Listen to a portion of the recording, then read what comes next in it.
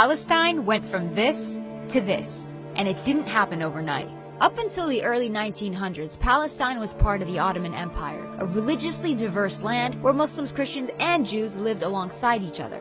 Then, things begin to change, with the start of the Zionist movement in Europe calling for the establishment of an independent Jewish state, ideally in Palestine. The first wave of European Jews start to immigrate. By the end of World War I, the Ottoman Empire collapses and Palestine is under British rule. It's 1917. Britain declares its support for a Jewish homeland in Palestine. The number of Jewish settlers grow, fueling tensions between the Arabs and the Jews. The violence between the two sides caused Britain to bow out and let the UN take over. The UN approves of a plan to split Palestine into two states: Jewish Israel, Arab Palestine. The city of Jerusalem, which is sacred to Muslims, Christians, and Jews, is now a UN-controlled international zone. Jews accept the UN partition plan and declare independence as the State of Israel. But neighboring Arab countries object to the land takeover. This marks the beginning of the First Arab-Israeli War. Israel is victorious and makes a grab for the land intended for the Palestinian state under the UN. The land gets divided into three parts. Jordan occupies the West Bank and East Jerusalem, Egypt occupies Gaza, and the State of Israel takes 78% of historic Palestine, including West Jerusalem.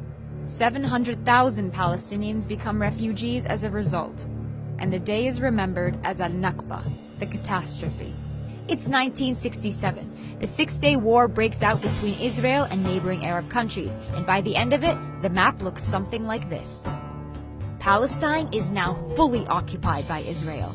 Despite the absence of a formal peace treaty, things start simmering down. Then Israelis start settling into Gaza and the West Bank, resulting in an Israeli-Palestinian struggle that gives rise to the PLO, the Palestinian Liberation Organization. Their main goal? To liberate Palestine from Israel by any means necessary.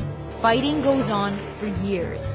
The PLO eventually accepts dividing the land between Palestine and Israel, but the conflict doesn't end there. More settlers make their way into Israeli-occupied Palestinian territories. The international community considers this illegal. The frustration of the Palestinians leads to an intifada. As a result, Hamas is born, a political movement determined to fight against Israeli occupation of the West Bank and the Gaza Strip. The United States, Israel, and the PLO signed the Oslo Agreement to split the West Bank into three sections. Area A, under full Palestinian control. Area B, under joint Palestinian-Israeli control. And Area C, under full Israeli control. But the solution creates a problem. Area C contains the majority of West Bank's agricultural land, water, and minerals. Palestinians have limited access to these. Further peace talks prove unsuccessful.